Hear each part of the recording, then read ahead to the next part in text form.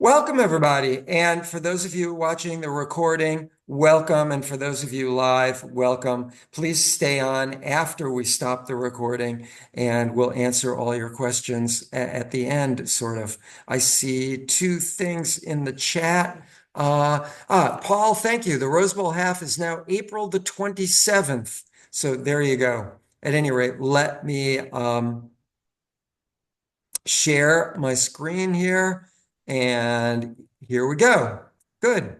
So we got a bit of a volume of stuff today, but a lot of it has to do with stuff you've already seen. And I'll get to the chat and all that later after we're done. And here we go. Thank you.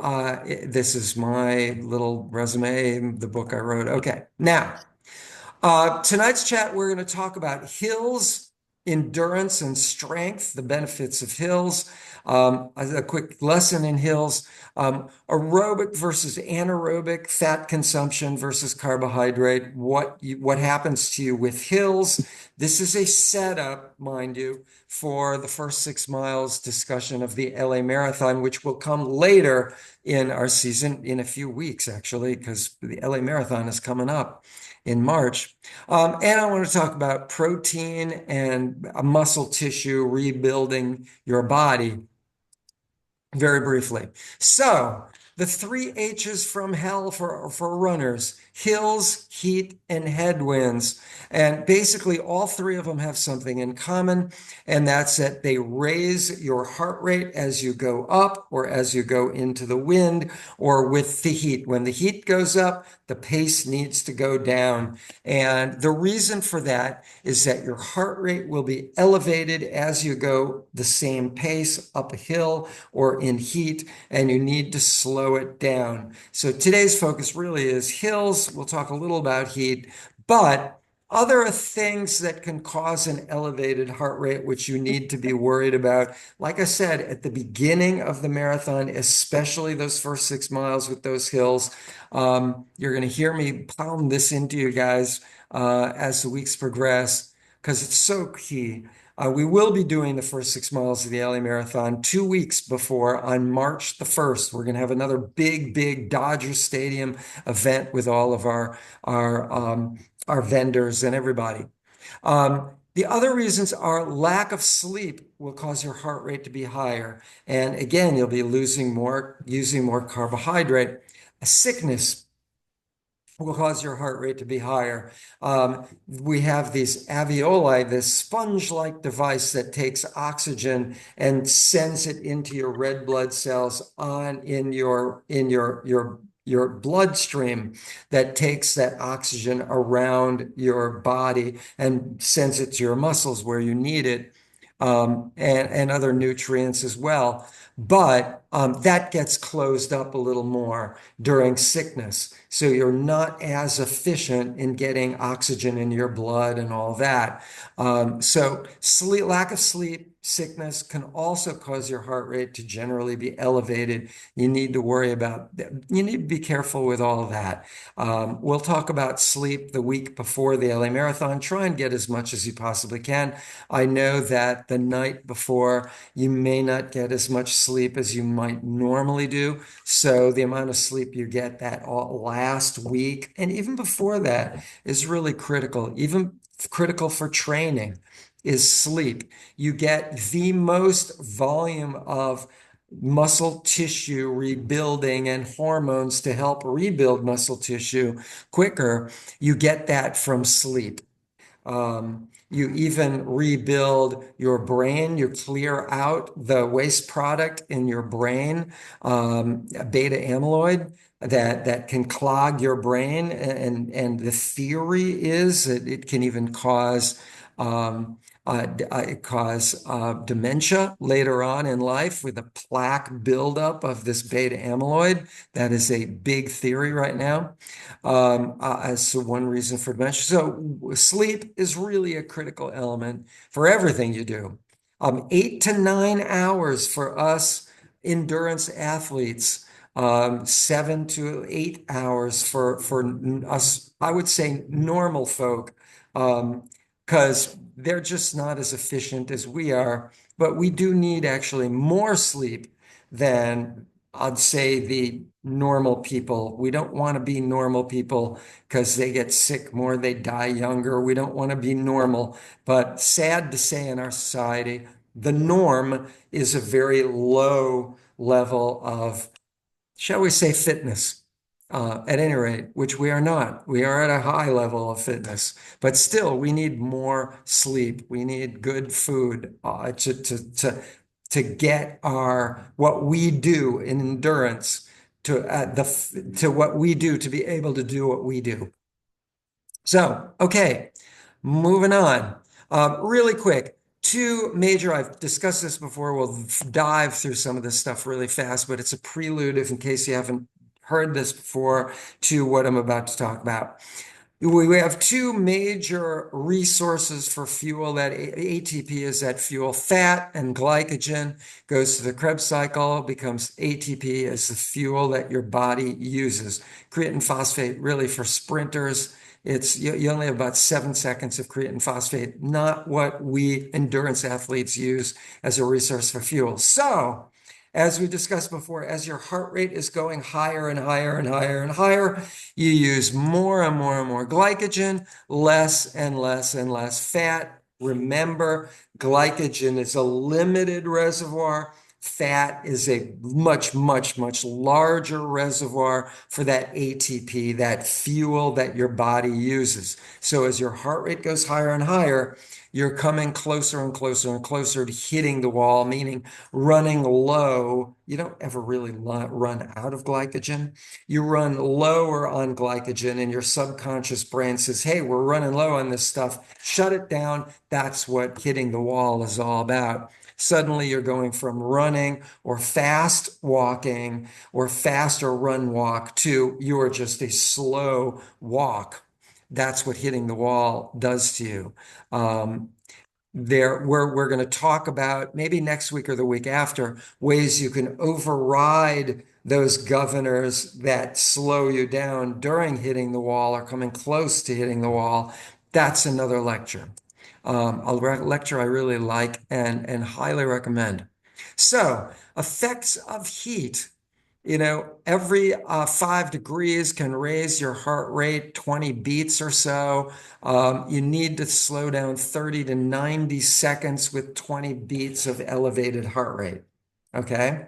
Now, here's the deal. 44, figure a good level of temperature for a race where you're not going to have your heart rate elevated or dropped from heat or cold.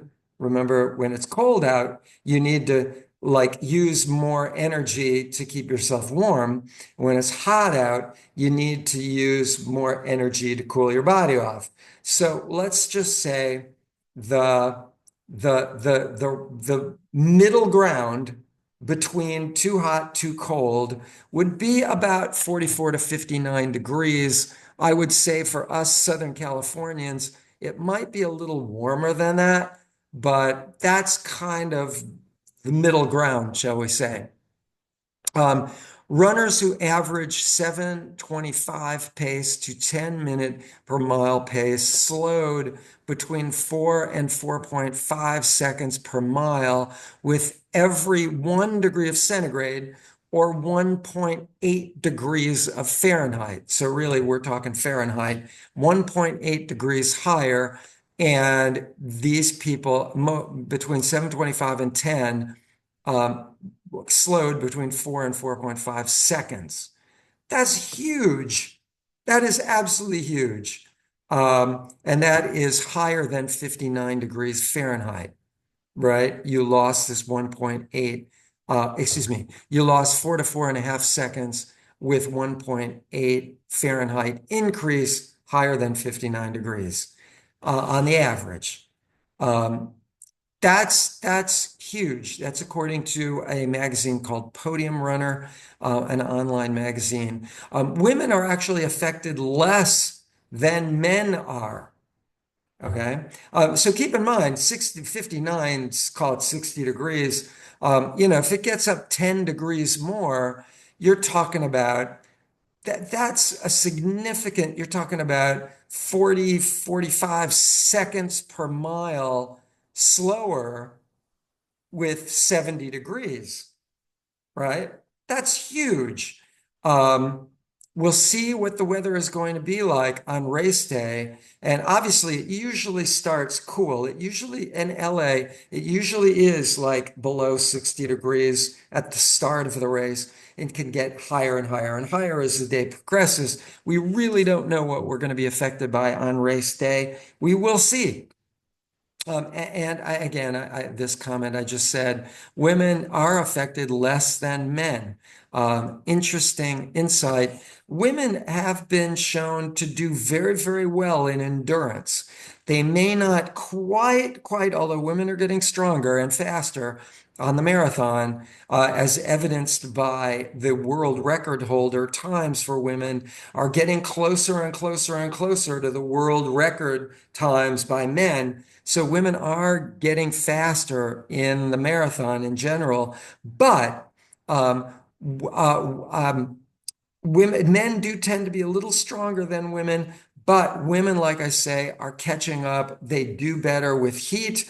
They do better with hydration issues than men, endurance than men under extreme conditions. There's something to women are designed to deal with childbirth, whether they have a child or not. Their bodies are designed to deal with extreme pain, like in childbirth. There is something to that with women and endurance. So for us men, we'll just suck it up, guys. I don't know. Anyway, I shouldn't have said that. I don't want to offend men or women, but we do have our differences, and it is very interesting. Women are getting faster.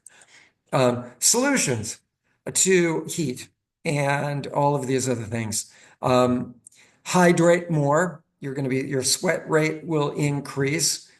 Slow down. I just talked about paces, and also more minerals. Minerals would be what we call electrolytes. Electrolytes are those things that our body needs that are minerals.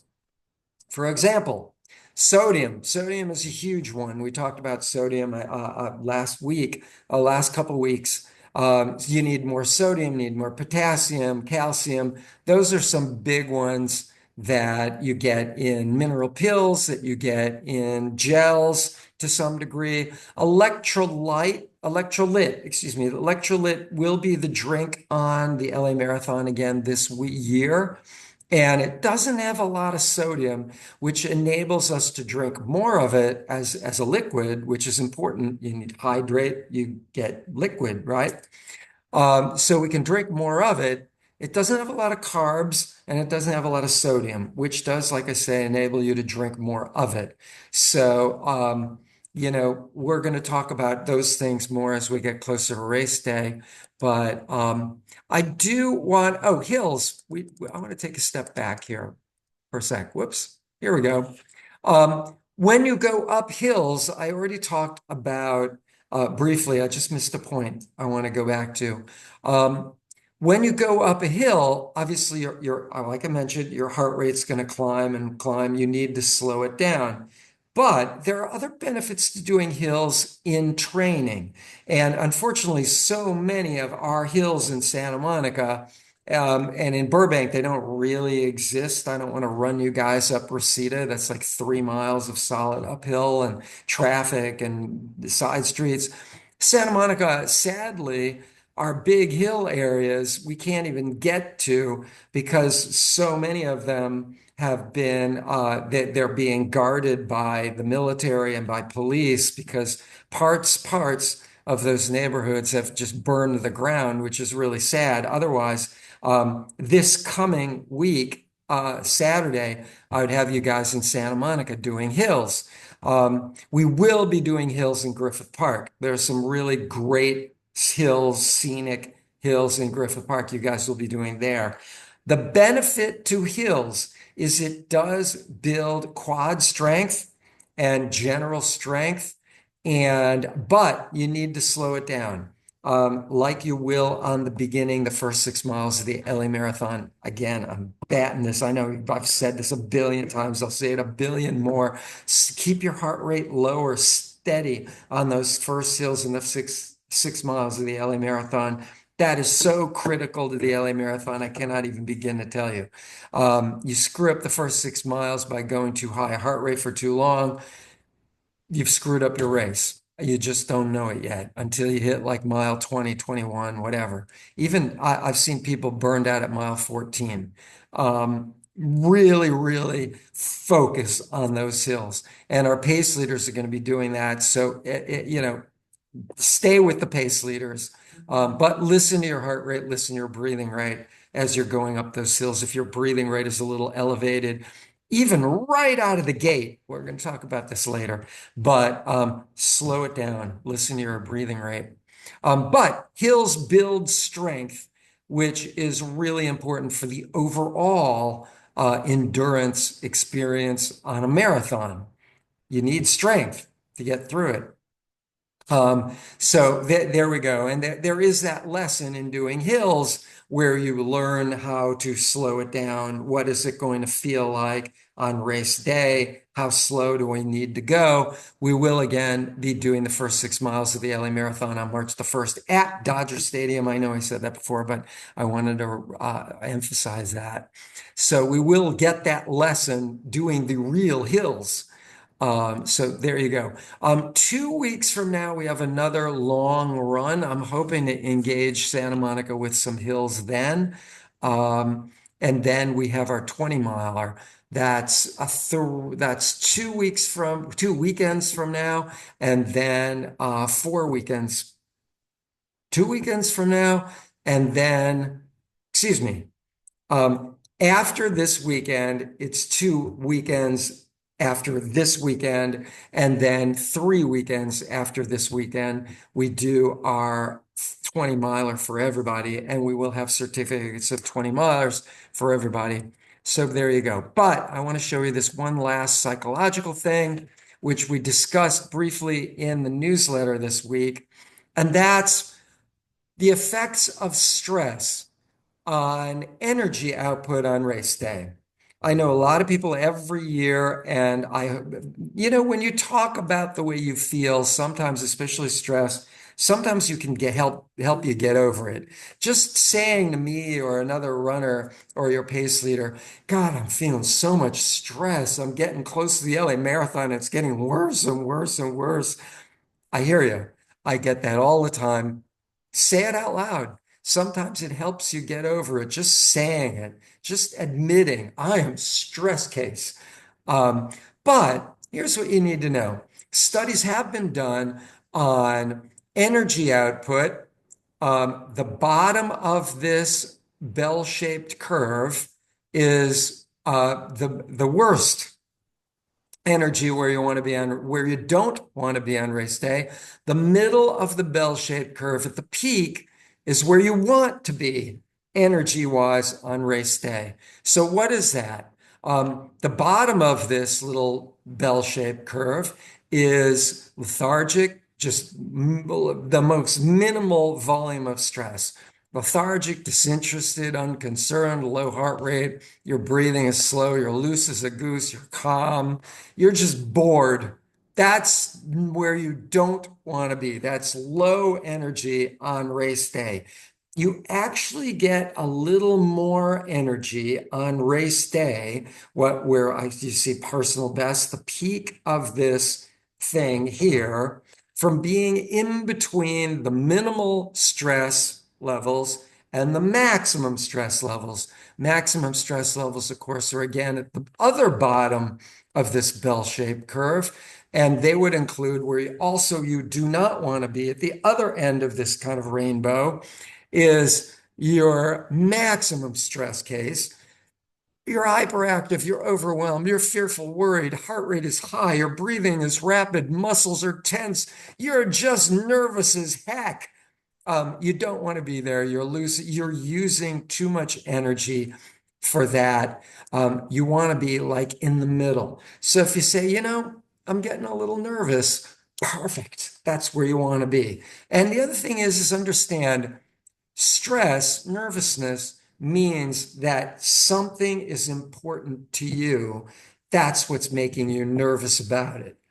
If you were like, big deal, who cares? The bottom of this bell-shaped curve, it wouldn't be important to you. If you were a total stress case, it's really, really important to you, but understand you're going to do great. You did the training, listen to your breathing. If you need to slow it down early on, slow it down. You'll get to that finish line. I promise you, even if you burn out, hit the wall, like many, many, many do, you will see all of them, walking to the finish line. And they do because when you're walking, your heart rate comes down. You're again using fat as a resource for ATP, meaning fuel. And fat, you have an abundant resource to get to the finish line of a marathon. Even burned out walking is slow. And as I don't want to say uncomfortable, but frustrating as that will be for you runners and run walkers and walkers. Walkers are normally faster than walking burned out people. Our walkers go past the burned out people who hit the wall. Um, so there is that. Just this nice little piece of psychological uh, education on marathoning and stress. So with that, I say train smart and train to win. But I'll also say race smart and race to win. Because if you don't, you won't. And if you do, you just might win, that is. Just don't go too fast. That's what I'm talking about. Race smart. And with that, I say I will see you all at the finish line. And in fact, if you don't know this already, I will see you at the beginning of the marathon in Dodger Stadium. I'll be inside the stadium. You'll come to the expo to pick up your wristbands to get into the stadium where we will all be. That's at the expo the day before the marathon and the day before that, Friday and Saturday. And then we'll all meet inside the stadium. From the expo, we'll show you where you'll go into the stadium because the expo is at the parking lot of the stadium. We can even do that 2 weeks before when we meet at Dodger Stadium, show you where you're going in. But I will also be standing at the finish line. So you'll all see me just standing there, basically doing this with my hand extended, just high five all day long. I was there for 12 hours last year on the clock, and there were people still coming in. So I don't care how slow you think you are. I don't care what finish time you think you will have. There will be numerous people coming behind you. The only reason I had to leave at 12 hours was because I had to get to a dinner and there were still people coming in or I would have stayed longer. But you're all good. You guys trained, you're good to go. You're getting there. And you haven't even finished the peak training yet. You still have a good volume of weeks and training to go. And maybe only 3 more build weeks, but you got way more than that in taper weeks, right? So at any rate, 3 taper weeks at the end. 4 Hours and Faster only has a 2.5 week taper at the end, but that's another story. We'll see you at the finish line. That is it for tonight. I thank you all, and I am going to say good night to all of the people who are watching this on the recorded version. For those of you who are watching the live version, hang on, I will answer questions. And wait 1 second.